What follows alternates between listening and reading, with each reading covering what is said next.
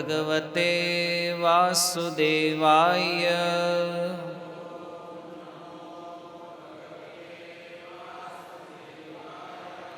ઓમ નમો ભગવતે વાસુદેવાય.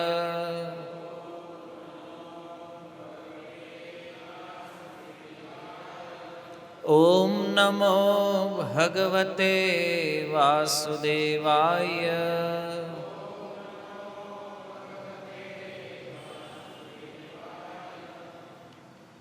હરે કૃષ્ણ.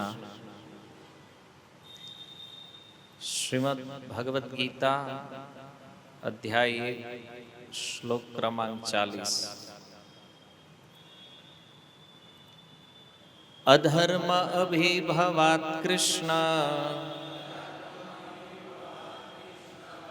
પ્રદુષ્યંતિ કુલસ્ત્રિયઃ સ્ત્રીષુ દુષ્ટાશુ વાર્ષ્ણેય જાયતે વર્ણસંકર. અધર્મ અભિભવાત કૃષ્ણ પ્રદુષ્યંતિ કુલસ્ત્રિયઃ સ્ત્રીષુ દુષ્ટાશુ વાર્ષ્ણેય જાયતે વર્ણસંકરઃ. અધર્મ અભિભવાત કૃષ્ણ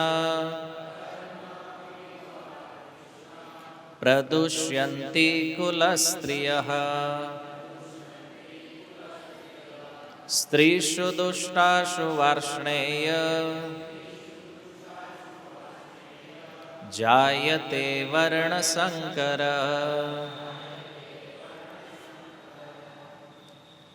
અધર્મ અધર્મનું અભિભવાત પ્રાધાન્ય થવાથી કૃષ્ણ હે કૃષ્ણ પ્રદુષ્યંતિ દૂષિત થાય છે. કુલસ્ત્રિયઃ પરિવારની સ્ત્રીઓ. સ્ત્રીષુ સ્ત્રીઓ જ્યારે દુષ્ટાશુ દૂષિત થાય છે. વાર્ષ્ણેય હે વૃષ્ણિવંશી જાયતે ઉત્પન્ન થાય છે. વર્ણસંકર અવાંછિત સંતતિ. અનુવાદ: હે કૃષ્ણ, જ્યારે કુળમાં અધર્મનું પ્રાધાન્ય થાય છે ત્યારે કુળની સ્ત્રીઓ દૂષિત થઈ જાય છે અને સ્ત્રીત્વના પતનથી હે વૃષ્ણિવંશી અવાંછિત સંતતિ ઉત્પન્ન થાય છે. ભાવાર્થ: જીવનમાં શાંતિ, સમૃદ્ધિ તથા આધ્યાત્મિક પ્રગતિ માટે માનવ સમાજમાં ઉત્તમ પ્રજા હોવી એ મૂળભૂત સિદ્ધાંત છે. વર્ણાશ્રમ ધર્મના નિયમો એવી રીતે ઘડવામાં આવ્યા હતા કે રાજ્ય તથા જાતિના આધ્યાત્મિક ઉત્કર્ષ માટે સમાજમાં ઉત્તમ પ્રજા ઉત્પન્ન થાય. સમાજમાં આવી પ્રજાનો આધાર સ્ત્રીના સતીત્વ પર તથા તેની નિષ્ઠા પર રહે છે. જેવી રીતે બાળકો સહજ ગેરમાર્ગે દોરવાઈ જવાનું વલણ ધરાવે છે, તેવી જ રીતે સ્ત્રીઓ પણ પતિત થવાનું વલણ ધરાવે છે. માટે બાળકો તથા સ્ત્રીઓ બંને માટે પરિવારના વડીલ સભ્યોનું સંરક્ષણ જરૂરી છે. વિવિધ ધાર્મિક પ્રથાઓમાં પરોવાયેલી રહેવાથી સ્ત્રીઓ વ્યભિચારના કુમાર્ગે દોરવાશે નહીં. ચાણક્ય પંડિતના મતે સ્ત્રીઓ સામાન્ય રીતે બહુ બુદ્ધિશાળી હોતી નથી અને તેઓ વિશ્વસનીય નથી.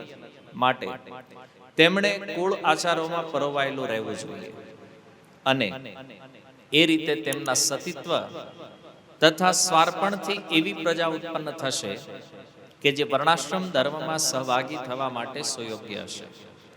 આવા વર્ણાશ્રમ ધર્મના વિનાશથી સ્વાભાવિક રીતે સ્ત્રીઓ ઈચ્છા અનુસાર કાર્ય કરવા અને પુરુષો સાથે ભળવા શક્તિમાન બને છે, અને તેથી અવાંછિત પ્રજોત્પત્તિના જોખમે વ્યભિચારને યથેચ્છ છૂટ મળે છે. બે જવાબદાર માણસો પણ સમાજમાં વ્યભિચારને પ્રોત્સાહન આપે છે, જેથી માનવ જાતિને યુદ્ધ તથા મહામારીનું જોખમ વહોરવું પડે છે. શીલ પ્રભુપાદ કી સ્વાગતમ. ઉપસ્થિત સર્વ શ્રોતાગણ, વૈષ્ણવજન એવં મહાનુભાવો, શ્રીમદ ભગવદ્ ગીતા શ્લોક ક્રમાંક 40 જેની ચર્ચા આજે આપણે પ્રારંભ કરી રહ્યા છીએ. તો પૂર્વમાં 39 નંબરના શ્લોકમાં અર્જુન ભગવાનને કુલક્ષય દ્વારા ઉત્પન્ન જે દોષ છે એનું વર્ણન કરતા બે લક્ષણો એમણે પ્રસ્તુત કર્યા કે યુદ્ધના કારણે જો કુળનો ક્ષય થઈ જાય તો એના બે લક્ષણ જે એના પરિણામ શું આવશે, તો એક છે કુળ ધર્મ નષ્ટ થશે, અને બીજું કુળમાં અધર્મનો પ્રવેશ થશે. તો આજનો જે શ્લોક છે એમાં કુળના વિનાશથી થવાવાળા ત્રીજા અને ચોથા દોષનું વર્ણન અર્જુન આ શ્લોકમાં કરે છે. તો અહીંયા અર્જુન સ્પષ્ટ રૂપે આ શ્લોકમાં કહી રહ્યા છે કે અધર્મ અભિભવાત કૃષ્ણ, જો કુળમાં અધર્મનો પ્રવેશ થશે તો એનાથી શું થશે? પ્રદુષ્યંતિ કુલ સ્ત્રીય, કુળની સ્ત્રીઓ જે છે એ પ્રદૂષિત થશે. અને એનું સેકન્ડ રિએક્શન શું છે? સ્ત્રીષુ દુષ્ટાશુ વાર્ષ્ણેય જાયતે વર્ણસંકર, જો સ્ત્રીઓ દૂષિત થશે તો એનું પરિણામ છે વર્ણસંકર સંતાનોને જન્મ આપશે. આ બે લક્ષણ આજના શ્લોકમાં અર્જુન ભગવાનને બતાવી રહ્યા છે. અને કુળક્ષયથી થવાવાળા દોષનો આ દ્વિતીય શ્લોક છે. ટોટલ 5 શ્લોકનું વર્ણન છે, એમાં આજનો આ બીજો શ્લોક છે. આમાં પણ બે લક્ષણોનું વર્ણન છે. ઓકે, સૌથી પહેલા આપણે એ સમજીએ કે આ સમાજની અંદર સુંદરતા આવે, ઐશ્વર્ય આવે અને સૌભાગ્ય આવે. આ ત્રણ વસ્તુની કામના પ્રત્યેક સમાજના પ્રતિનિધિઓ કરતા હોય કે આપણો સમાજ સુંદર હોય, ઐશ્વર્યવાન હોય અને સૌભાગ્યવાન હોય. તો આ ત્રણ વસ્તુને જો આપણે સમાજમાં એન્ટ્રી કરાવવી હોય, આને આપણે સમાજમાં લાવવું હોય, તો એમાં સ્ત્રીઓની ભૂમિકા સૌથી વધારે મહત્વપૂર્ણ છે. કારણ સ્ત્રી જે છે ને એ સમાજનો આધાર છે. આધાર, પાયો. અને આપણે બધા જાણીએ છીએ કે જો પાયો મજબૂત હોય તો એની ઇમારત પણ મજબૂત હોય. પાયામાં જો કંઈક તકલીફ છે, પાયામાં જો લૂણો લાગ્યો છે, તો પછી મકાન ક્યારે પડી જાય આનું નક્કી નથી. સેમ વસ્તુ આ છે કે સ્ત્રી એ બહુ મહત્વપૂર્ણ છે આ સમાજ માટે, અને એની સ્થિતિ મજબૂત હોય, પ્રશિક્ષિત હોય, સંરક્ષિત હોય, એ પણ એટલું જ જરૂરી છે. તો હવે એક પ્રશ્ન થાય કે એ તો સમજ્યા કે ભાઈ સ્ત્રી સમાજનો આધાર છે, સમાજમાં સુંદરતા, ઐશ્વર્ય, સૌભાગ્ય સ્ત્રીથી જ આવી શકે છે, પણ આ કેવી રીતે સંભવ છે? તો એના માટે સ્ત્રીઓમાં બે ગુણ હોવા જરૂરી છે. એક છે સતીત્વ અને બીજું છે નિષ્ઠા. શીલ પ્રભુપાદ તાત્પર્યમાં કહી રહ્યા છે સ્ત્રીમાં સતીત્વ હોવું જોઈએ અને નિષ્ઠા હોવી જોઈએ. અને આ કેવી રીતે સંભવ બને? આ બંને ગુણોને સ્ત્રીઓની અંદર કેવી રીતે ડેવલપ કરી શકાય? તો એના માટે વિધિ જે છે એ આપણા શાસ્ત્રોમાં બતાવી છે. અપ્રત્યક્ષ રૂપથી અર્જુન પણ આ શ્લોકના માધ્યમથી પોતાની ચિંતા વ્યક્ત કરે છે. બીજું કે સમાજની અંદર શાંતિ, સમૃદ્ધિ અને આધ્યાત્મિક પ્રગતિ, આ ત્રણ લક્ષણો જો સમાજની અંદર આપણને એવું લાગે છે હોવા જોઈએ. શા માટે? તો કોઈ પણ સમાજને પ્રગતિશીલ બનાવવો હોય તો એના માટે શાંતિ, સમૃદ્ધિ અને આધ્યાત્મિક પ્રગતિ જરૂરી છે. તો આ ત્રણ વસ્તુ માટે ઉત્તમ પ્રજા હોવી જોઈએ, ઉત્તમ સંતાનો હોવા જોઈએ. અને ઉત્તમ સંતાનો કેવી રીતે સમાજમાં પ્રગટ કરી શકાય? તો જેના કારણે આ સમાજને સુવ્યવસ્થિત રૂપમાં ચલાવી શકાય.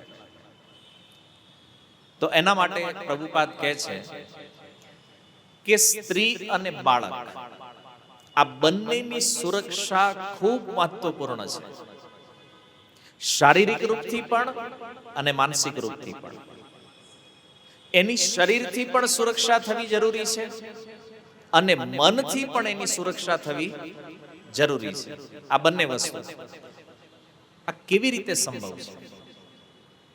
કેવી રીતે આપણે બાળકો અને સ્ત્રીઓને સુરક્ષા આપી શકીએ? હવે આની વિધિ જો આપણે ન જાણતા હોય, આપણને જ ખબર ન હોય, તો આ કેવી રીતે સંભવ છે? તો સૌથી પહેલા આપણે સ્ત્રીઓના વિષયમાં ચર્ચા કરીશું. સમાજની અંદર બે પ્રકારની સ્ત્રીઓ છે. એક કુલ સ્ત્રી છે અને એક કુલટા સ્ત્રી છે. થોડોક શબ્દ ખતરનાક છે પણ આ છે. કુળવાન અને કુલટા, બે શબ્દ અને બે પ્રકારની સ્ત્રીઓ આ સમાજમાં વિદ્યમાન છે. અચ્છા, સૌથી પહેલા આપણે સમજીએ કુલ સ્ત્રી કોણ છે. કુળ સ્ત્રી એને કહેવામાં આવે જે શાસ્ત્રોની અંદર બતાવવામાં આવેલો જે નારી ધર્મ છે, સ્ત્રી ધર્મ છે, એ ધર્મ અનુસાર પોતાનું જીવન વ્યતીત કરે, ધર્મ અનુસાર પોતાના જીવનને બનાવે, ધર્મ મર્યાદાઓને પોતાના જીવનમાં સ્થાપિત કરે અને એ અનુસાર એનું આચરણ હોય. આને કહે છે કુળ સ્ત્રી. અચ્છા, કુલટા સ્ત્રી કોણ છે? બોલે જે નારી ધર્મથી વિપરીત આચરણ જે કરે છે, ઉલટું આચરણ જે કરે છે, એને કુલટા સ્ત્રી કહેવામાં આવે છે. પણ આજે કોઈ સ્ત્રીને તમે મોઢા ઉપર કુલટા કઈ ન હોય, ભલે હોય એને કઈ ન હોય, તમે કેમ કેસ થઈ જાય. સમાજનું દુર્ભાગ્ય એ છે કે સમાજ પોતાના દોષોને પણ સાંભળવા માંગતો નથી. તો વિચાર કરો કે જે ન હોય એને કેમ કહેવાય? જે છે એ નથી કહેવાતું ભાઈ, તો નથી કહેવાનો તો કોઈ પ્રશ્ન જ નથી. પણ જો સમાજ શું વિચારે છે, લોકો શું કહે છે, લોકોને સારું લાગે કે ન લાગે એની અરે શાસ્ત્રને કોઈ લેવા દેવા નથી, સાધુઓને કોઈ લેવા દેવા નથી. તમને ગમે તોય ભલે, ન ગમે તોય ભલે, સત્ય તો આ છે. અને આ શાસ્ત્ર કોઈને ગમાડવા માટે પણ નથી, ખોટા વખાણ કરવા માટે નથી. કારણ કે આ વખાણ કરી કરીને બહુ ચડાવી દીધા ને, એમાં જ સત્ય સાંભળવામાં તકલીફ ઊભી થઈ છે. નથી પછી દીવા જેવું ક્લિયર નજર સામે સમાજમાં ઘટનાઓ બની રહી છે, છતાં લોકોને આ વાતો વિપરીત લાગે છે.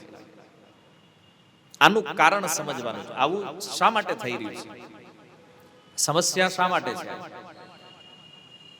તો જો શ્રીમદ ભાગવતના તૃતીય સ્કંદમાં સ્ત્રીઓની તુલના એક કિલ્લા સાથે કરવામાં આવી છે. કપિલ ભગવાનના પ્રસંગ. સ્ત્રી જે છે એ એક કિલ્લાની સમાન છે, અને કિલ્લાની અંદર એક રાજા નિવાસ કરે છે. રાજા કોણ છે? પુરુષ. અને કિલ્લો કોણ છે? સ્ત્રી છે. હવે કોઈ શત્રુ જ્યારે આક્રમણ કરે રાજા ઉપર, તો એ રાજાને બચાવે કોણ? કિલ્લો બચાવે. ઓકે, એવી રીતે અહીંયા પ્રશ્ન છે, શત્રુ કોણ છે? શત્રુ છે કામ અથવા અન્ય જે અનર્થ છે. શત્રુ જ્યારે રાજા ઉપર આક્રમણ કરે, તો એ રાજાની રક્ષા કોણ કરે છે? કિલ્લો. ધ્યાનથી સમજો. કોઈ પુરુષ જ્યારે કામથી વશ થઈ જાય, તો એની સુરક્ષા કોણ કરે છે? એની પત્ની કરે છે, એ સ્ત્રી કરે છે. એટલે સ્ત્રી કિલ્લા સ્વરૂપ છે કે અનર્થોથી કામથી બચાવે છે, અને પુરુષની રક્ષા થશે, એનું પતન નહીં થાય. પણ પુરુષોની સાવધાની એ છે કે એક કિલ્લાને છોડીને બીજા કિલ્લે જવાનું નથી, પોતાના કિલ્લામાં જ રહેવાનું છે. આ તકલીફ ઈ છે, પોતાનો કિલ્લો છોડી બીજે આંટા મારે છે. તો આવા રાજાની કોઈ સુરક્ષા કરીએ કે નહીં. પોતાના કિલ્લામાં છે, આક્રમણ ભલે ગમે એટલું થાય, કિલ્લો છે, સુરક્ષા થઈ જાય, નહીં બચે. અને એટલે જો વર્ણાશ્રમ વ્યવસ્થામાં બ્રહ્મચર્ય, ગૃહસ્થ, સંન્યાસ અને વાનપ્રસ્થ. તો ગૃહસ્થ આશ્રમની અંદર વ્યક્તિને વિવાહ કરવાની છૂટ છે. અન્ય 3 આશ્રમો જે છે એમાં કમ્પ્લીટલી બ્રહ્મચર્યનું પાલન છે. તો ગૃહસ્થ જીવનમાં છૂટ શા માટે છે? કે ભાઈ કોઈના મનમાં કોઈ કામના ઉત્પન્ન થઈ, તો સ્ત્રીઓની સાથે રહી કામ ભોગ કરીને પણ એ પોતાના લક્ષ્યને પ્રાપ્ત કરી શકે, જે ભગવત ભક્તિ છે અથવા ભગવાનને પામવાની છે. અને સમાજની અંદર આ ત્રણેય બ્રહ્મચારી, સંન્યાસી અને વાનપ્રસ્થ ત્રણેયના આશ્રય કોણ છે? ગૃહસ્થ. તો આવા સારા વ્યક્તિઓને ઉત્પન્ન અર્થાત સારી સંતાનોને ઉત્પન્ન કરી શકાય. આ ગૃહસ્થોનું કર્તવ્ય છે. અને આ ગૃહસ્થ જીવનમાં પુરુષોની સુરક્ષા સ્ત્રીઓ કરે છે. બીજું સ્ત્રીઓનું ઉદાહરણ આપ્યું છે નાવ સાથે, જહાજ. આપણે આ ભવસાગરમાં છીએ, પણ આ ભવસાગરને પાર કરવા માટે સ્ત્રી જે છે એ નાવ સ્વરૂપ છે. અને એટલા માટે એને સહધર્મિણી કહેવામાં આવે છે, જે ધર્મમાં પુરુષને સહભાગી બને છે. જેની સાથે ધર્મનું આચરણ કરવામાં આવે તો એ પુરુષને ભવસાગર પાર કરાવી શકે. તો કપિલ ભગવાને આજે ઉપમા સ્ત્રીઓ માટે આપી છે, કિલ્લાની અને નાવની. તો કેટલું મહત્વપૂર્ણ પાત્ર છે. અને સ્ત્રીઓનું આટલું મહત્વ સનાતન ધર્મમાં છે. મહત્વ છે એટલે એની સુરક્ષાની પણ ચિંતા છે. કારણ કે જેનું મહત્વ ન હોય એની સુરક્ષા માટે થોડી ચિંતા છે. આ અતિ મહત્વપૂર્ણ છે સ્ત્રીઓ. એટલા માટે શ્રીમદ ભાગવતની અંદર કુલ સ્ત્રીઓના ઉદાહરણ જો તમે જોવો, તો એમાં સૌથી પહેલું નામ યાદ આવશે માતા દેવહૂતિ. અચ્છા, માતા દેવહૂતિની એવી સુંદરતા હતી, તો જે સ્વયંભૂ મનુ છે એણે માતા દેવહૂતિને એટલા સંરક્ષિત રાખ્યા હતા કે આ સંસારમાં ક્યારેય કોઈ પુરુષે માતા દેવહૂતિનું દર્શન નથી કર્યું. એવું સંરક્ષણ હતું. અને એકવાર એ માતા દેવહૂતિ જ્યારે કન્યા હતી, તો એના ટેરેસ ઉપર એ રમવા માટે નીકળ્યા. આકાશમાંથી દેવતાઓ એના સ્વરૂપનું દર્શન કર્યું ને દેવતાઓ વિમાનમાંથી ઊંધા પડી ગયા. વર્ણન છે. મતલબ એટલી અભૂતપૂર્વ સુંદરતા હતી માતા દેવહૂતિ. પણ આ માતા દેવહૂતિ એ પ્રશિક્ષિત છે, પોતાના પિતા દ્વારા, પોતાના પરિવાર દ્વારા. સંરક્ષિત છે પોતાના પિતા દ્વારા, પોતાના પરિવાર દ્વારા. અને આ સંરક્ષણ જે છે એ કોણ આપી શકે? કુળના જે વડીલ વ્યક્તિઓ છે અથવા કુળના જે હેડ પુરુષો છે, જે મુખ્ય વ્યક્તિ છે, આ સ્ત્રીઓને પ્રશિક્ષિત કરે છે કુળ ધર્મની શિક્ષા દ્વારા. એને ટ્રેનિંગ આપે છે બાળપણથી કે એ સ્ત્રીઓએ શું કરવું જોઈએ. અને એટલા માટે સ્ત્રીઓને એ કુળની પરંપરાઓમાં પોરવાયેલી રાખે છે. તમે જો આપણે ત્યાં આટલા બધા ઉત્સવો છે, શા માટે? કારણ કે ઉત્સવો એટલે ઘરે કામકાજ હોય. આ તમે જો કે ભાઈ રાંધણ છઠ છે તો હું તો કે આરો બનાવો વાનગી, પછી તો કે સાતમ, તો કે ત્યારે એ છઠ નું બનાવેલું હાથમે ઉપાડવાનું છે, બરાબર? એટલે એ એક કાર્યમાં બિઝી છે, એક ધાર્મિક પ્રવૃત્તિ છે, કુળ ધર્મ છે, એને ફોલો કરીએ તો સ્ત્રીઓ એમાં બિઝી રહેશે. તો બિઝી રહેશે તો એના દ્વારા એની અંદર કુળ ધર્મની સ્થાપના કરી રહ્યા છે. આ ઘરનું પ્રશિક્ષણ છે. પણ આજકાલ આપણને આપણા કુળ ધર્મ હારે કાંઈ લેવા દેવા નથી. આ ઈ તો ઈ કે ગામડે હતા ત્યારે આ બધું આપણે કરતા હતા, હવે અહીંયા જરૂરી નથી. આવું કહીને ધીરે ધીરે આ પરંપરાઓને આપણે કટ કરીએ છીએ. રિયાલિટી છે કે સ્ત્રીઓને કુળ ધર્મમાં શિક્ષિત કરવાની આ ટ્રેનિંગ હતી, જે વડીલો અથવા કુળના મુખ્ય પુરુષો દ્વારા આ ધર્મને શીખવવામાં આવતો, એને પ્રશિક્ષિત કરવામાં આવતી. પ્રશ્ન એ છે કે જો સ્ત્રીઓને પ્રશિક્ષણ નહીં આપવામાં આવે તો આ સ્ત્રીઓનું શું થશે? આ દુરાચારી પુરુષોના સંગમાં આવશે. અને દુરાચારી પુરુષો જે છે એનું એક જ લક્ષ્ય છે કે જે સારી સ્ત્રીઓ છે એને પણ દૂષિત કરો. એ લોકો વાટ જોઈને બેઠા છે. હવે અહીંયા શું થાય છે? કુળમાં જ્યારે અધર્મનો પ્રવેશ થાય છે, ધર્મ જ્યારે નષ્ટ થાય છે, ત્યારે આવી સારી સ્ત્રીઓ જે છે એ આ દુરાચારી પુરુષોના સંપર્કમાં આવે છે અથવા એની જાળમાં ફસાઈ જાય છે. એનું કારણ શું છે? ચાણક્ય પંડિત કહે છે કે સ્ત્રીઓ સહજ ગેરમાર્ગે દોરાઈ જવાનું વલણ ધરાવે છે. વાત સાચી છે ખોટી છે? માતાઓ કેમ લાગે છે? સમાજમાં જોઈ રહ્યા છો સહજ ગેરમાર્ગે. આને આપણે ઘણીવાર ન્યૂઝમાં જોઈએ છીએ કે ભાઈ કહે છે કે આને ફસાવી દીધી. તો ઘણા લોકો પ્રશ્ન કરે કે એવી કેવી રીતે ફસાઈ જાય છે?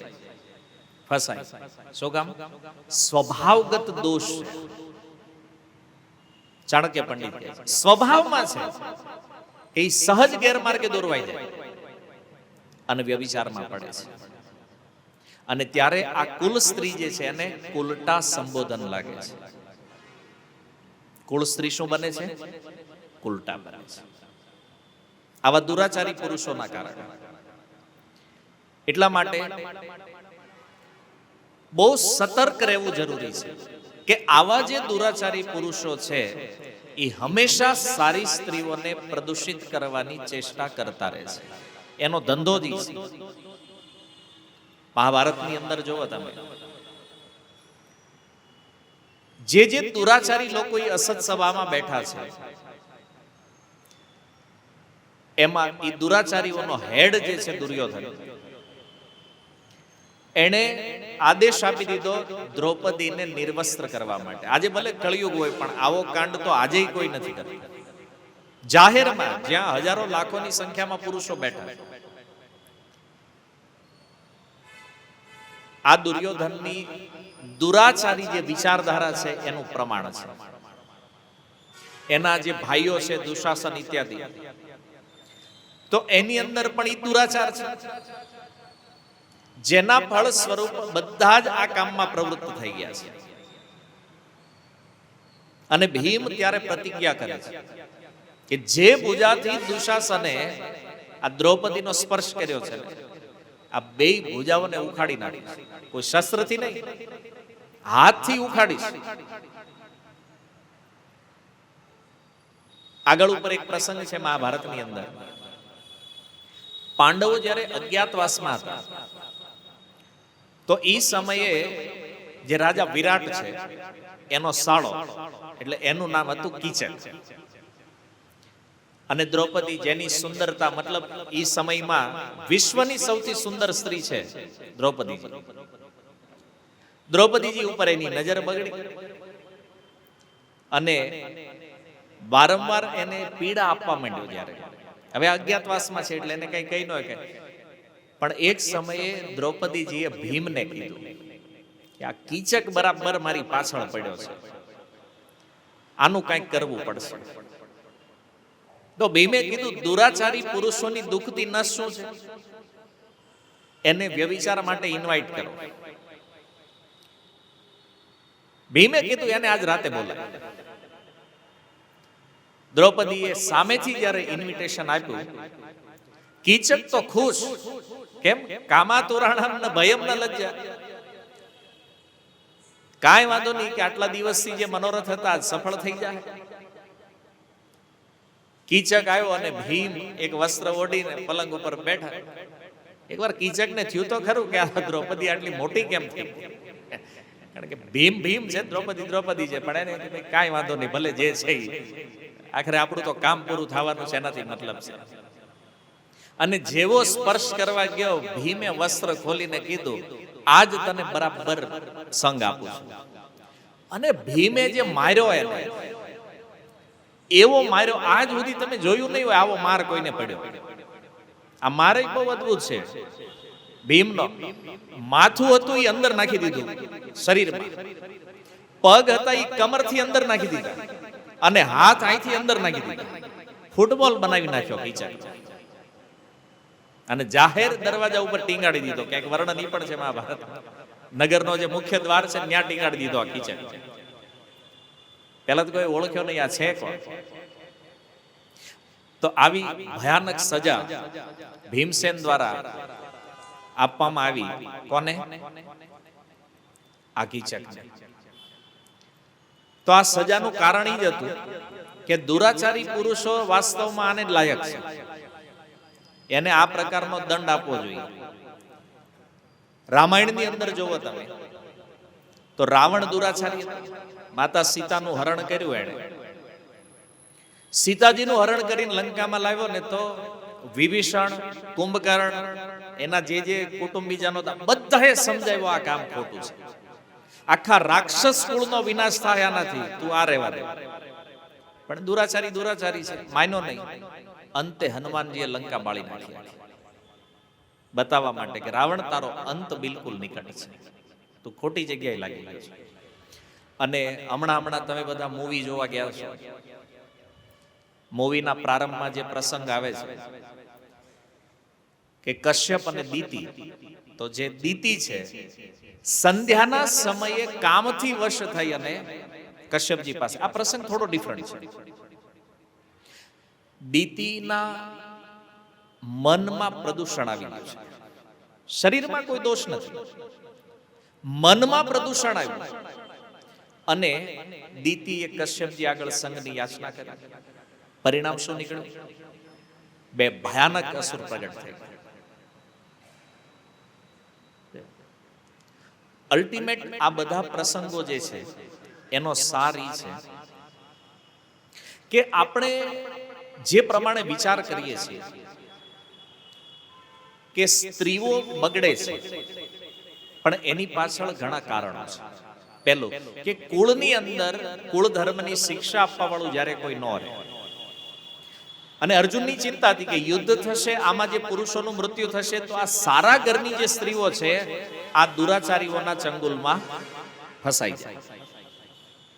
અને આ બધા પ્રસંગો પ્રમાણ છે કે ઈ સમયમાં પણ ક્યાંક ક્યાંક દુરાચારી પુરુષો હતા, ટકાવારી ઓછી હતી પણ હતા, જેના ફળ સ્વરૂપ આ સ્ત્રીઓની સુરક્ષાની અર્જુનના મનમાં બહુ મોટી ચિંતા છે. હવે તમે વિચાર કરો કે આ માતા દીતિનો જે પ્રસંગ છે કે એનું તો ખાલી મન પ્રદૂષિત હતું. મનમાં પ્રદૂષણ આવવાથી જો આ રિઝલ્ટ નીકળતું હોય તો વિચારો, જે મનથી અને શરીરથી બેયથી પ્રદૂષિત સ્ત્રીઓ છે આ શું રિઝલ્ટ આપશે? વાત સમજમાં આવે છે? એટલે સ્ત્રીઓની સુરક્ષા કેટલી જરૂરી છે. હવે જો આ જે શ્લોક છે ને, આ ખરેખર બહુ વિવાસ્પદ શ્લોક છે. અત્યારના સમય, આજથી 6 વર્ષ પહેલા આજ શ્લોક ઉપર હું બોલ્યો હતો, જેનો વિવાદ બહુ મોટા સ્વરૂપમાં થઈ ગયો છે સત્ય વસ્તુ, પણ લોકો સ્વીકારવા તૈયાર નથી, નજર સામે દેખાય. પછી મેં વિચાર કર્યો કે વિવાદાસ્પદ વસ્તુ આમાં છે શું, લોકોને આમાં વિવાદ કેમ લાગે છે? તો એનું એક કારણ તો એ છે કે લોકો એવું સાંભળવા માંગે છે જે એના પાપને અથવા એના ભોગને અનુકૂળ હોય. કોઈને વ્યભિચાર કરવો હોય ને અહીં આવીને તમે એને બ્રહ્મચર્યનું પ્રવચન આપો, સારું લાગે? કોઈને ઉઠી જવું હોય, પૈસાની ચોરી કરી હોય ને એને તમે નીતિનું પ્રવચન આપો, સારું લાગે? એમ દુરાચારીઓને ક્યારેય આવા પ્રવચનો હારા લાગતા નથી, અને એને લાગે કે ન લાગે એના જ કોઈ મતલબ નથી. વાત આજે પણ પુનઃ કહીએ છીએ કે આખું વિશ્વ કદાચ એક બાજુ થઈ જાય અને સત્ય એક બાજુ રહે તો આપણો પક્ષ તો સત્ય બાજુ જ રહેશે. હા, એના માટે કદાચ લોકોને કાંઈ પણ કરવું હોય તો કરે, કોઈ મતલબ નથી આપણને. શું કરે છે વધારે વધારે જેલ થાય કે શું થાય, પણ સત્ય તો સત્ય છે. નથી ગમતું કારણ કે ભોગમાં બાધારૂપ છે, અવરોધરૂપ છે.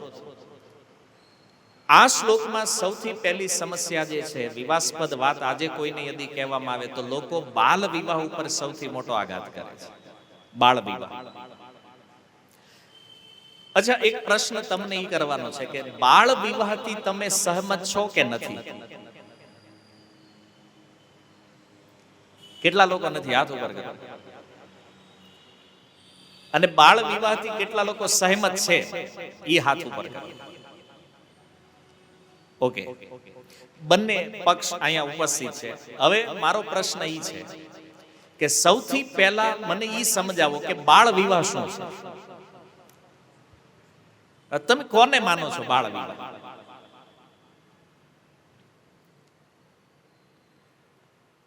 બાળ વિવાહના શબ્દ સિવાય આના વિષયમાં કઈ જાણકારી ખરી તમારી પાસે? એજ ફેક્ટર એક આવે કે ભાઈ નાની ઉંમરમાં વિવાહ કરો એને બાળ વિવાહ કહેવાય. ઓકે, અચ્છા, ભારત વર્ષમાં બાળ વિવાહ હતા, શાસ્ત્રોમાં પણ એનું વર્ણન છે. આપણા ઋષિ મુનિઓ દ્વારા બનાવેલી આ પદ્ધતિ છે, તો આ સાચી હશે ખોટી હશે? સાચી. ઓકે, તો આમાં ઘણા ભક્તો છે જે નથી માનતા, શાસ્ત્રની વાત છે, તો એ બાળ વિવાહના પક્ષમાં નથી. એટલા માટે કારણ કે બાળ વિવાહના વિષયમાં આપણને જાણકારી નથી. હા, અત્યારના સમયમાં જે થઈ રહ્યું છે એ અલગ વિષય છે, શાસ્ત્ર જે કહે છે એ અલગ વિષય છે. અચ્છા, આપણે પહેલા શાસ્ત્રની દ્રષ્ટિથી સમજીએ બાળ વિવાહ શું છે. પહેલાના સમયમાં બાળપણથી કોઈના વિવાહ નક્કી થઈ જાય. હવે વિવાહ એટલે એવું નથી કે એના 4 ફેરા થઈ જાય ને એ બધું. વિવાહ એટલે ભાઈ નક્કી કે ભાઈ આ દીકરાના વિવાહ આ દીકરી સાથે થવાના છે, બસ આને નક્કી કરે, આને કહેવાય બાળ વિવાહ. પછી શું થાય? પછી ધીરે ધીરે એ બેયને પ્રશિક્ષણ આપવામાં આવે. હવે જો એ બાળક છે એને વિવાહ શું છે, ધર્મ શું છે, આ બધી જાણકારી નથી. પણ જ્યારે જ્યારે કોઈ સામાજિક પ્રસંગ આવે ત્યારે બંનેને સાથે લાવવામાં આવે. પ્રસંગમાં બંને હોય ત્યાં એને ધર્મનું પ્રશિક્ષણ મળે અને ધીરે ધીરે એને શીખવવામાં આવે કે આ પતિ છે અને આ પત્ની છે, અથવા આની સાથે તમારા વિવાહ થવાના છે. આનાથી શું થાય? ધીરે ધીરે બંનેનું એકબીજા પ્રત્યે એટ્રેક્શન વધતું જાય. આ એટ્રેક્શન વધતા વધતા જ્યારે ખરેખર આજના સમયની વિવાહ એજમાં જ્યારે એ આવે, અત્યારના સમયમાં, તો આ 4 ફેરાવાળા જે વિવાહ છે ને એ ત્યારે થાય છે. સમજમાં આવ્યું? મેન વિવાહની જે વિધિ છે એ ક્યારે થાય છે? એની યથા યોગ્ય ઉંમર જ્યારે થાય ત્યારે, અને પછી કન્યાની વિદાય થાય. આ બાળ વિવાહનો કોન્સેપ્ટ આપણા શાસ્ત્રોમાં છે. અત્યારે જે બાળ વિવાહ છે જે ક્યાંક ક્યાંક રાજસ્થાન બાજુ જોવામાં આવે છે, ક્યાંક ક્યાંક સૌરાષ્ટ્રના કોઈ સ્થળોમાં આજે પણ આ પદ્ધતિઓ છે, પણ એ પદ્ધતિ ખરેખર ખોટી છે. કારણ કે એમાં બાળ વિવાહના ઉદ્દેશ્યનું કોઈ લક્ષ્ય નથી. પણ જે લક્ષ્યથી થઈ જાય છે તો એની પાછળનો ઉદ્દેશ્ય ખબર નથી. એટલે લોકોએ પરંપરા તો જાળવી, પણ પરંપરાનો ઉદ્દેશ્ય ખબર નથી. તો એ બંનેમાં એટ્રેક્શન વધે અને એના જ વિવાહ થવાના છે. એનો બેનિફિટ એ છે કે એ લોકોનું આકર્ષણ ક્યારેય બીજે જાતું નથી. આ પહેલેથી ટ્રેન થાય છે. બરાબર, જે એજમાં યુવાનો ભટકે છે ને એ એજમાં તો એને ખબર છે કે આપણે અહીંયા વિવાહ કરવાના છે કમ્પ્લીટ. એટલે એના મનને ક્યાંય અન્ય જગ્યાએ જવાનો કોઈ ઓપ્શન નથી. આ એક પદ્ધતિ હતી આખી, જ્યાં સુરક્ષા થતી અને એક સારું ગૃહસ્થ જીવન પ્રારંભ થતું. આ પ્રશિક્ષણ હતું. પણ સાચી પરિભાષાની સમજ નહીં હોવાના કારણે આજના સમયમાં આને વિચારવું બહુ મુશ્કેલ છે. અને કોઈ પણ વ્યક્તિ, જેમાં મેં પૂછ્યું, ઘણા લોકોએ ના પડી કે અમે એગ્રી નથી બાલ વિવાહમાં. પણ એગ્રી તમે એટલા માટે નથી કારણ કે તમે સિસ્ટમ નથી જાણતા, પદ્ધતિ ખબર નથી આપણને, અને કદાચ કળિયુગમાં આ સમય આને લાગુ પણ ન કરી શકે. પણ આ પદ્ધતિ વૈદિક પદ્ધતિ છે. ઓકે, બીજો જે વિવાદાસ્પદ મુદ્દો છે આ શ્લોકમાંથી, ઈ છે નારી સ્વતંત્રતા. તમે સમજો છો નારી સ્વતંત્રતા? 4 દિવાલોમાંથી મુક્તિ. અમારું સર્જન 4 દિવાલમાં રહેવા માટે થયું નથી. નારી સ્વતંત્રતા. અચ્છા, શાસ્ત્ર શું કહે છે કે કોઈ કન્યા જ્યારે છે ત્યારે એના પિતાના સંરક્ષણમાં છે, જ્યારે એના વિવાહ થાય ત્યારે એ પતિના સંરક્ષણમાં છે, અને જ્યારે એ વૃદ્ધ થાય ત્યારે પુત્રના સંરક્ષણમાં છે. એને ક્યારેય સ્વતંત્ર રહેવાનું વિધાન નથી સ્ત્રીઓ. અચ્છા, આ વાત વાંચી અને આજની જે મોડર્ન સુધારક સ્ત્રીઓ જે છે એ શું કહે છે કે જો ધર્મ તો સ્ત્રીઓને ગુલામ બનાવે છે. તમને શું લાગે છે, આ ગુલામી છે? બતાવવામાં આવે છે કે તમે ગુલામ છો, અત્યાર સુધી તમે ગુલામી સહન કરી છે, હવે મુક્ત થાઓ, સ્વતંત્ર થાઓ, આઝાદ થઈ જાઓ. ક્યાંથી? પિતાથી, પતિથી કે પુત્રથી? સંરક્ષણ, સંરક્ષણને ગુલામી બતાવી દીધી. એક ઉદાહરણથી સમજીએ. તમારી પાસે બહુ કિંમતી હીરો છે. આ હીરાને તમે રાખો ક્યાં? કરોડો રૂપિયાની કિંમત છે હીરાની. એ હીરાને ક્યાં રાખશો તમે? તિજોરી. ઓકે, હવે હીરો તિજોરીમાં છે તો એ તિજોરીના આશ્રયમાં છે કે નથી? હીરો તિજોરીના આશ્રયમાં છે ને? ઓકે, હીરાની રક્ષા કોણ કરે છે? તિજોરી કરે છે. કિંમત હીરાની વધારે છે કે તિજોરીની વધારે છે? હીરાની વધારે છે. એનો અર્થ કે કિંમતી વસ્તુને કોઈના ને કોઈના આશ્રયમાં રાખવી પડશે.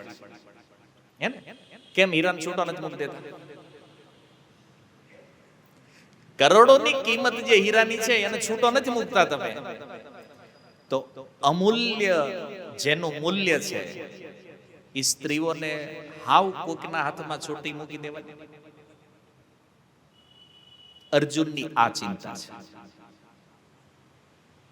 કે આ સારી સ્ત્રીઓ જે છે ને દુરાચારીઓ વાટે બેઠા છે. એના માટે આ ચિંતા છે. આજે કોઈ પણ સાધુ સંતો, કોઈ પણ સમાજ સુધારક, કોઈ પણ પ્રવક્તા જ્યારે સ્ત્રીઓને લઈને કોઈ વાત કરે છે એને દ્વેષ નથી સ્ત્રીઓથી. ભાઈ, સ્ત્રીઓનું અપમાન કરવાની ભાવના નથી, પણ જે પ્રમાણે આ દુરાચારીઓ આજે સ્ત્રીઓની હાલત કરી રહ્યા છે ને એ જોઈને એને ચિંતા થાય છે એટલે બોલે છે. અને જેને ચિંતા નથી એ તો બેઠા છે, ક્યારે મળે ક્યારે લાભ ઉઠાવીએ. દુરાચારીનું આ લક્ષણ છે, એ રાહે બેઠા છે. જેને તમારી ચિંતા નથી તમારા માટે હું કામ બોલે? બોલશે તો એને જેને ચિંતા છે. પણ દુરાચારી પુરુષો ક્યારેય નહીં કે હા બરાબર. શું કામ?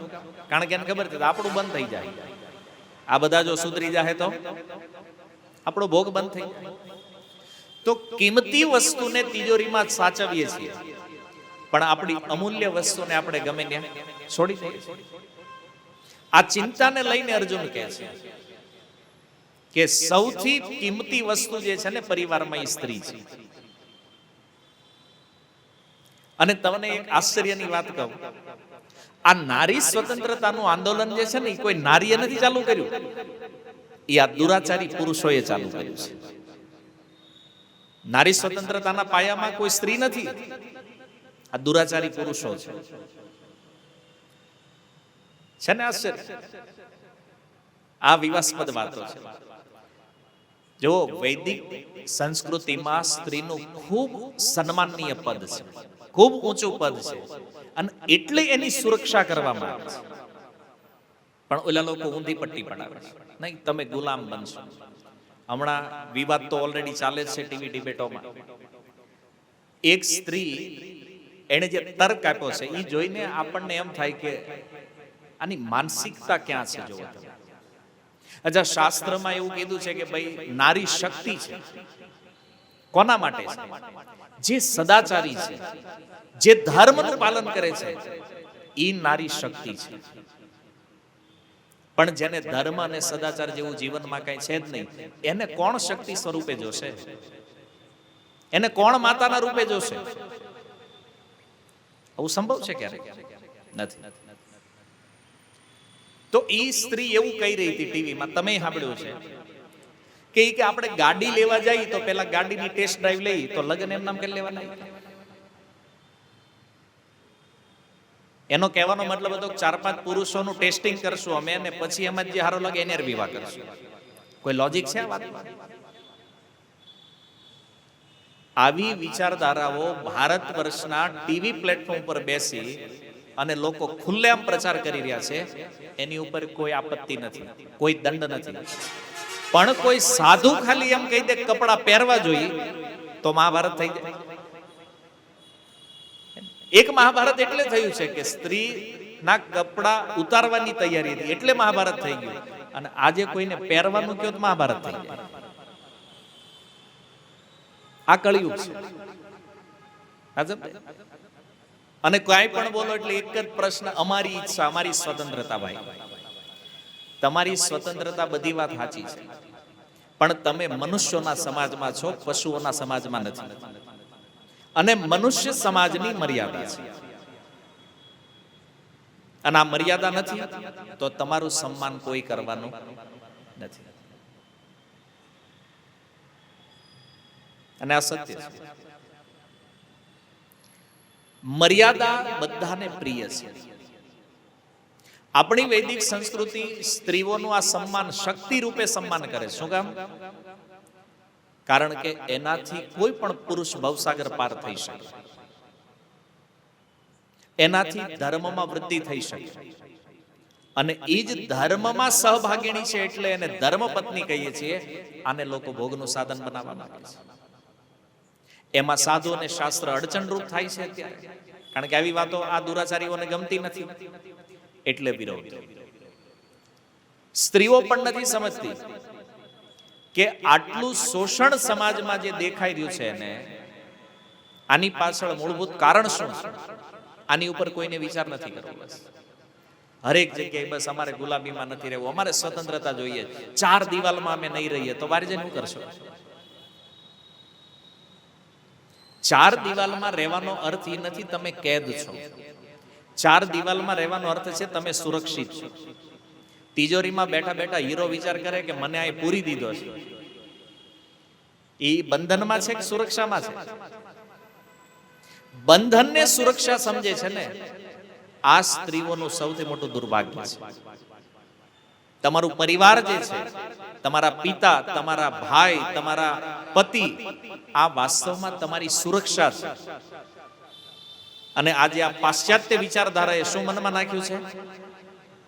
આ લોકો તમારા દુશ્મન છે, આવું બતાવે છે. પરિવાર તમારું દુશ્મન છે, અને જો લડાઈઓ થઈ રહી છે.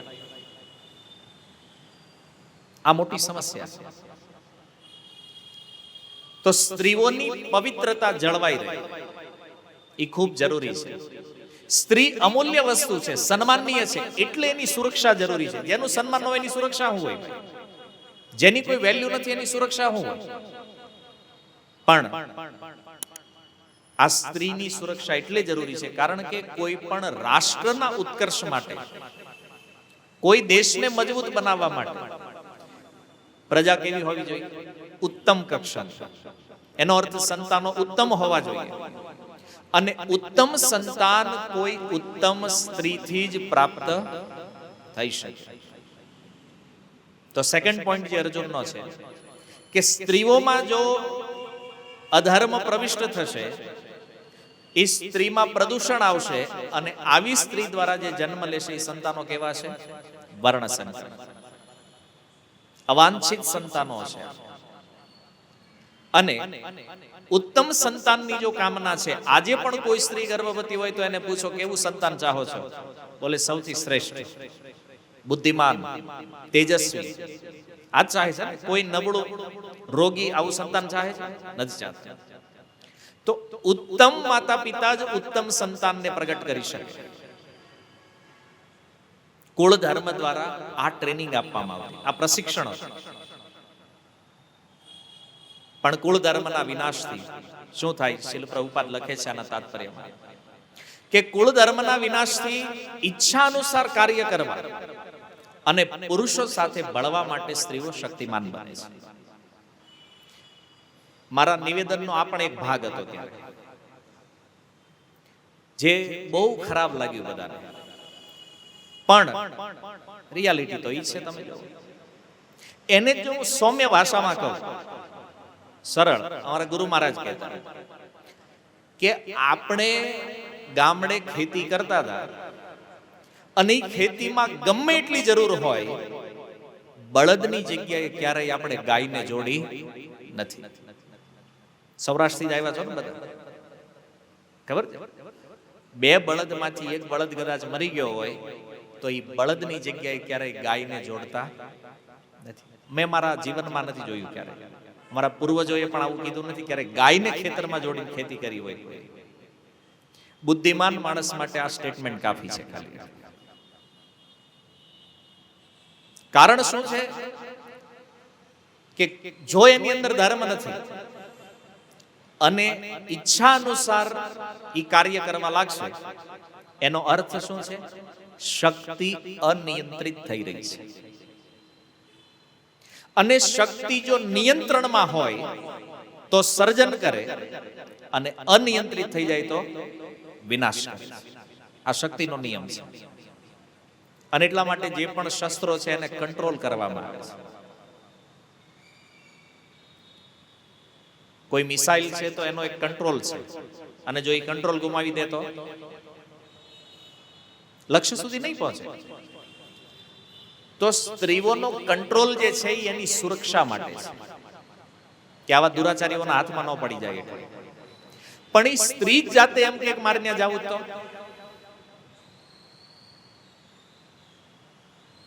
ગડબડ ઉભી થશે. અર્જુનની આ ચિંતા છે.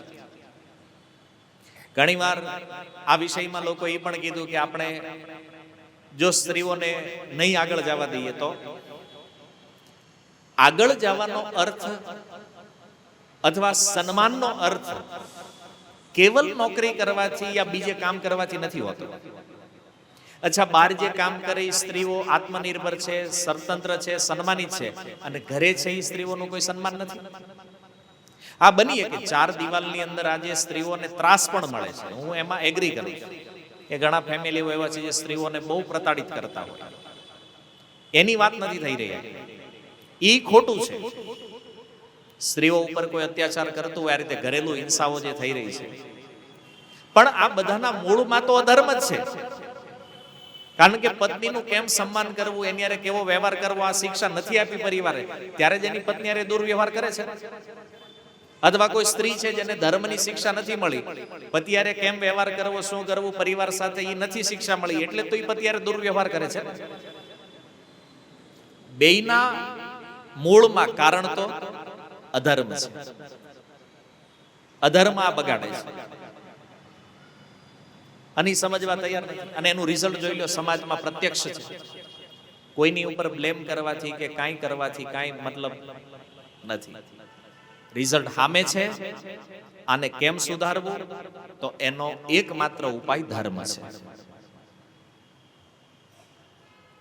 અને નહીતર પછી આને કોણ કંટ્રોલ કરીએ કે જી બંને બાજુથી આ સમસ્યાઓ વધી રહી છે, પુરુષોમાંથી પણ અને સ્ત્રીઓમાંથી પણ. તો વિચાર કરો કે આ પ્રમાણે પુરુષ અને સ્ત્રીઓ જો વ્યવહાર કરશે, સ્વતંત્ર સ્વચ્છંદ, કોઈ પ્રકારનું નિયમન નહીં, કોઈ પ્રકારનું અનુશાસન નહીં, તો આનાથી કેવો સમાજ ઉત્પન્ન થશે? વર્ણસંકરતા આવશે કે નહીં? અને આ વર્ણસંકર પ્રજાનું કામ જ છે ધર્મનો નાશ કરવો. તો ઈચ્છા અનુસાર જ્યારે કોઈ સ્વતંત્ર કાર્ય કરે અને પુરુષ સ્ત્રીઓને મુક્ત રીતે હળવા મળવાની છૂટ મળી જાય, તો આનું પરિણામ આવે છે વ્યભિચાર. અને વ્યભિચારનું પરિણામ છે વર્ણસંકર સંતાનો. શીલ પ્રભુપાદ એક બીજી વાત લખે છે કે બે જવાબદાર માણસો પણ સમાજમાં વ્યભિચારને પ્રોત્સાહન આપી રહ્યા છે, જેની કોઈ જવાબદારી નથી બની સમાજ પ્રત્યે. આવા લોકો વ્યભિચારને પ્રોત્સાહન આપે, નહીં નહીં આ હોવું જોઈએ, બરાબર છે. તમે સ્ત્રીઓને કેમ ખુલીને મળવા નથી દેતા, કેમ છૂટ નથી આપતા? સમય ચાહે 5000 વર્ષ પહેલાનો હોય કે આજનો હોય, પુરુષ અને સ્ત્રીઓના મળવામાં કામ તો મૂળ કારણભૂત છે. પુરુષ અને સ્ત્રીનું આકર્ષણ પ્રકૃતિમાં સહજ સિદ્ધાંત છે. અને જો આને પ્રશિક્ષિત ન કરો તો આ અનિયંત્રિત રીતે ફેલાતું જશે. અને એટલા માટે આપણે ત્યાં વિવાહ ઇત્યાદિ પદ્ધતિઓ છે, એટલા માટે આપણે ત્યાં ટ્રેનિંગ આપવાની સિસ્ટમ હતી આ કુળ ધર્મ દ્વારા. તો અર્જુનને એ ચિંતા છે કે જો આ બધું થશે તો અમારા જે પરિવારો બચવાના છે એની શું દશા થશે? કારણ કે આ યુદ્ધ થશે, પુરુષો નહીં રહે, આ દુરાચારીઓ જે છે એના હાથમાં સારી સ્ત્રીઓ આવી જશે, અને આ સ્ત્રીઓ જે છે એ વર્ણસંકર સંતાનોને જન્મ આપશે, અને એવા સંતાનો દ્વારા અમારા તો કુળનો જ નાશ થઈ જાય. વાત સમજમાં આવી? તો અર્જુન આટલી કડવી વાત બોલી રહ્યા છે, અને એના કારણે આજે પણ આ શ્લોક વિવાસ્પદ બની રહ્યો છે. લોકોને એવું લાગે છે બાકી આમાં વિવાદ જેવું કઈ નથી, ફેક્ટ રિયાલિટી છે. પણ સમાજની અંદર લોકોને એવું છે કે અમે જે જ્ઞાન માનીએ છીએ, અમારી પાસે જે વસ્તુ છે એ અમને કરવા દો, અમારે આની જરૂર નથી. અમે ભલે પશુ જેવા થઈ જાવી પણ તમારે કઈ કહેવાનું નહીં. અને હકીકત પાશ્ચાત્ય વિચારધારા જે છે એ આ છે કે કોઈ પ્રકારના સંબંધોની મર્યાદા વગર બસ વ્યભિચારને પ્રોત્સાહન કરતા, પછી ભલે થોડું સજાવીને આપતા હોય, સોફિસ્ટિકેટેડ રૂપમાં આપતા હોય, પણ છે તો આ. અને આ દૂષણ એટલું અંદર ઉતરી ગયું છે, મારે તમને આનું વર્ણન કરવાની જરૂર નથી, તમે રોજ ન્યૂઝ જોવો છો અને સાંભળો છો. એમ પતિ હોવા છતાં પત્નીઓ અન્યત્ર સંબંધો બનાવે છે, પતિઓની હત્યા પણ કરે છે. પતિ પણ પોતાની પત્ની હોવા છતાં અન્ય સ્ત્રીઓથી સંબંધ બનાવે છે, એમાં પણ હત્યાઓ થાય છે. અને આ બંનેના સંબંધમાં નુકસાની છે કે બાળકોને પણ ક્યારેક ક્યારેક મારી નાખવામાં આવે છે, બાળકોની પણ હત્યા કરે છે. આ સૌથી મોટું દૂષણ છે. અને આ દૂષણ વધી રહ્યું છે ધીરે ધીરે. આજે કોઈ વ્યક્તિ પોતાના પરિવારમાં સેફ ફીલ નથી કરતા. કેમ?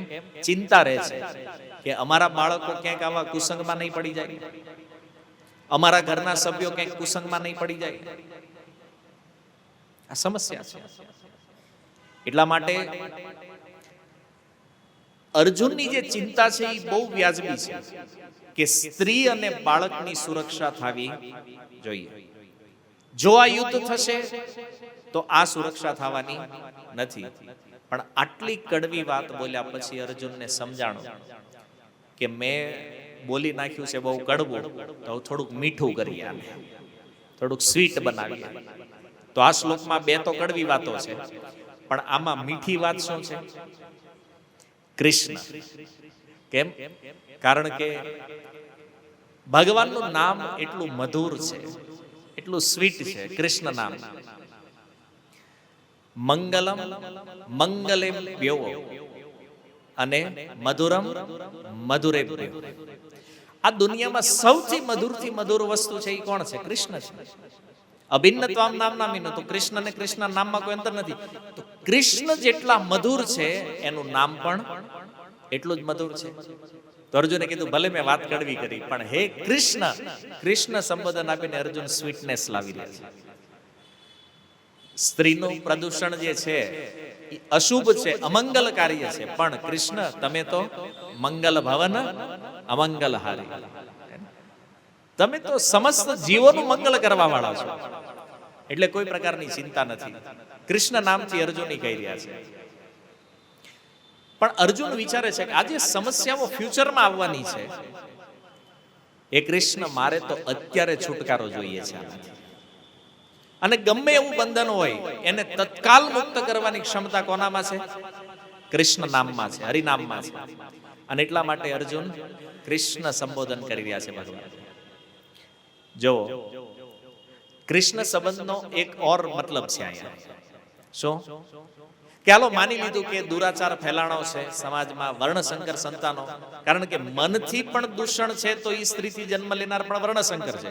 તો મોસ્ટ ઓફ તો બધા વર્ણશંકરમાં આવી ગયા છે. પણ આ વર્ણશંકરને પવિત્ર કોણ બનાવી? અચ્છા, એકવાર શીલ પ્રભુપાદજી આની ઉપર વાત કરી રહ્યા હતા, તો હરિશૌરી પ્રભુ એમના સેક્રેટરી, એમણે પ્રભુપાદને કીધું કે પ્રભુપાદજી અમે તો બધા જન્મથી જ વર્ણશંકર છીએ. આ તો માં કોણ બાપ કોણ કાંઈ પત્તા નથી હોતા કે અમારા દેશમાં. એને તો અમે જે બધા મળ્યા છીએ તમને, અમે તો વર્ણશંકર છીએ. કેમ? એણે એક બહુ સારી વાત કીધી કે પ્રભુપાદજી, હું જ્યારે મારી માતાના ગર્ભમાં હતો ને, તો મારી માતા મને મારી નાખે, મારું એબોર્શન કરવાની હતી.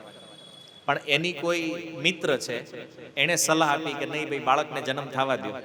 તો મારો જન્મ થયો અને આજે હું તમારી સેવામાં છું. તો પ્રભુપાદજીએ કીધું કે આ વિશ્વમાં જેટલા પણ અવાંછિત સંતાનો છે, વર્ણશંકર સંતાનો છે, આ કોઈને ટેન્શન લેવાની જરૂર નથી. કેમ? આ તમામ વર્ણશંકરને શુદ્ધ કરે છે ભગવાનનું નામ. જો એ ભગવાનના નામના આશ્રયમાં આવી જાય તો એ ભગવાનનો શુદ્ધ ભક્ત બનશે. અને જેવો ભક્ત બનશે એટલે બધા દોષ દૂર. ઘણાને એમ હોય કે આપણા જન્મ વખતે તો આપણા માતા પિતાના સંસ્કારોની ખબર નહોતી, 16 સંસ્કાર હોય, તો આપણા તો કઈ થયા નથી. ગર્ભાધાન કે પછી કર્ણવેદ કે પછી ઉપનયન, આવું તો કઈ થયું નથી. તો આપણે તો આમાં સંસ્કારથી રહી છીએ. તો શું? તો પ્રભુપાદજી આનો ઉત્તર આપ્યો છે કે આ કૃષ્ણ ભાવનામૃત એના માટે જ છે. જીવનના સમસ્ત દોષ, સમસ્ત અમંગળને ભગવાનનું નામ દૂર કરી દે છે. એટલે એના માટે કીધું છે મંગલમ મંગલેભ્યો. બધા મંગળને મંગલમાં કન્વર્ટ કરે છે ભગવાનનું નામ. એટલે અર્જુન અહીંયા કૃષ્ણ સંબંધ પ્રસ્તુત કરી રહ્યા છે કે પ્રભુ તમે જો સાથે છો તો આ નહીં થાય. કારણ કે તમારા નામમાં એટલી શક્તિ પણ છે અને નામમાં એટલી મધુરતા પણ છે. તો આ રીતે આપણને એવું લાગતું હોય કે આપણા જીવનમાં પણ જન્મથી કંઈક કમી રહી ગઈ છે, ચિંતા કરવાની જરૂર નથી. કૃષ્ણ નામ આવી ગયું છે, બધી કમીઓને પરિપૂર્ણ કરી નાખશે. તો એક ચાન્સ છે વર્ણશંકરો માટે પણ કે તમે પણ ભગવાનનો આશ્રય લઈને પોતાને પવિત્ર બનાવી શકો. કોઈ જ ઇશ્યુ નથી. એક નામમાં અર્જુને કેટલું મોટું સોલ્યુશન આપ્યું છે. જો બધાના ટેન્શનનું સોલ્યુશન આમાં આવી ગયું છે. અને ચલા એક વાત માનીએ કે કૃષ્ણ નામ લીધું તો ફરીથી ભગવાનને સંબોધન કરવાની શું જરૂર હતી? આમાં ભગવાનનું બીજું પણ એક નામ છે. શું છે? વાર્ષ્ણેય. અચ્છા, વાર્ષ્ણેય નામ કેમ આપ્યું છે ખબર છે કૃષ્ણને? કારણ કે કૃષ્ણ વૃષ્ણિ વંશમાં પ્રગટ થયા છે. હમણાં જન્માષ્ટમી આવી રહી છે થોડા સમયમાં, તો વૃષ્ણિ વંશી છે ભગવાન. અચ્છા, અર્જુન કહે છે, અને રાજા કુલશેખર આલવારે પણ પોતાના સ્તોત્રમાં કીધું છે કે પ્રભુ તમે ચંદ્ર વંશને પ્રકાશિત કરી દીધો છે. રાજા કુલશેખર આલવાર લખે મુકુંદમાલા સ્તોત્ર કે ચંદ્ર વંશને કેમ? કારણ કે વંશ ત્યાંથી જ શરૂ થયો છે ને, ભગવાનથી બ્રહ્મા, બ્રહ્માથી પછી આખી સિસ્ટમ આલી. તો વંશના મૂળ પણ કોણ છે? ભગવાન છે. અને ઈ જ વંશમાં પાછા ભગવાન પ્રગટ થયા છે. તો વાર્ષ્ણેય શબ્દ દ્વારા અર્જુન કહે છે ભગવાનને કે પ્રભુ તમે વૃષ્ણિ વંશ છો, તો તમારા વંશમાં 3 વૃષ્ણિ થયા છે, વૃષ્ણિ નામના રાજા. એક ચંદ્રવંશની પેઢી જોવો ને તો એમાં 25મા નંબરના રાજા જે હતા એનું નામ હતું વૃષ્ણિ. 44 નંબરના જે રાજા આવ્યા એનું નામ હતું વૃષ્ણિ, અને 47 નંબરના રાજા હતા એનું નામ વૃષ્ણિ હતું. તો 3 રાજા ચંદ્રવંશમાં થયા જેનું નામ વૃષ્ણિ હતું, એટલે કૃષ્ણને વાર્ષ્ણેય કહેવામાં આવે છે. વૃષ્ણિના વંશજ છે, બહુ મહાન રાજાઓ હતા ત્રણેય. અને એમાં પરંપરા જો પહેલેથી તમે જોવો, ભગવાનથી બ્રહ્માથી શરૂ કરો તો 10મી પેઢીએ યદુ મહારાજ હતા. તો એને વંશથી નામ મળ્યું યાદવ. કૃષ્ણને આપણે શું કહીએ છીએ? યદુવંશી. યદુના વંશમાં પ્રગટ થયા છે. તો 10મા નંબરના રાજા હતા યદુ મહારાજ. અને ભગવાનનું એક નામ છે મધુસૂદન. તો 38મા નંબર ઉપર મધુ નામના એક રાજા થયા છે. 38મી પેઢી મધુ રાજા, એટલે ભગવાનનું એક નામ મધુ, મધુસૂદન. મધુ નામથી ઘણા બધા નામ છે ભગવાનના. 50મા નંબર ઉપર 50મી પેઢીએ થયા શૂરસેન, અને એટલા માટે ભગવાનને શૌરી પણ કહેવામાં આવે છે. શૂરના વંશજ છે એટલે શૌરી. આ નામ દશમ સ્કંદમાં આવશે, ઘણી વાર સાંભળશો. પોગશો તો દૂર છે ને, દશમ સ્કંદ બહુ દૂર છે. હજી તો આપણે ગીતામાં છીએ, પહેલા અધ્યાયમાં. ઓકે, શૂરસેન તો એ શૂર વંશ જે છે એમાં 57મી પેઢીએ વસુદેવજીનું પ્રાગટ્ય થયું. અને વસુદેવના પુત્ર હોવાના કારણે આપણે ભગવાનને વાસુદેવ પણ કહીએ છીએ. અને 57મી પેઢી વસુદેવ અને 58મી પેઢી ભગવાન કૃષ્ણ છે. જ્યારે સૂર્યવંશમાં 61મી પેઢીએ ભગવાન રામ છે, એમ ચંદ્રવંશમાં 58મી પેઢીએ ભગવાન કૃષ્ણ છે. તો અર્જુન આ એટલે યાદ કરે છે વાર્ષ્ણેય દ્વારા કે તમે તમારા વંશને તો પ્રકાશિત કર્યો, પણ આ યુદ્ધ કરીને મારા વંશને હું કામ વર્ણશંકર બનાવો? તમે વાર્ષ્ણેય શબ્દ એટલે આપ્યો છે એને કે તમારા વંશને કેવું તમે સજાવ્યો છે બધું. કોઈ અધર્મ કરતા તો એને ધર્મમાં સ્થિત કરી દીધા, અને મારા વંશને યુદ્ધ દ્વારા આખો વર્ણશંકરમાં નાખી દેવો તમારે. તો એ ઠીક નથી પ્રભુ. એટલે વાર્ષ્ણેય શબ્દ દ્વારા અર્જુન ભગવાનને સંકેત આપી રહ્યા છે કે જેમ તમારા વંશને તમે પ્રકાશિત કર્યો એમ મારા વંશને પણ તમે પ્રકાશિત કરો, અને અમારી આવવા વાળી પેઢીઓને વર્ણશંકર થતા બચાવો. આ ઉદ્દેશ્ય છે આ શ્લોકમાં. તો આગળ ઉપર નેક્સ્ટ 41 નંબરના શ્લોકમાં ઓર 2 દોષ અર્જુન પ્રગટ કરશે હજી, કે કુળક્ષયનો નાશ થવાથી, અથવા તો આના અનુસંધાનમાં કે સ્ત્રી જો દૂષિત થાય અને એ વર્ણશંકર સંતાનોને જન્મ આપે તો આની કુળ ઉપર શું ઇફેક્ટ આવે છે. તો એ 41 નંબર શ્લોકમાં ઓર 2 લક્ષણોની ચર્ચા અર્જુન કરશે, જે આપણે નેક્સ્ટ ટાઈમ ચર્ચા કરીશું. હરે કૃષ્ણ. શીલ પ્રભુપાદ કી. નિતાય ગૌર પ્રેમાનંદે.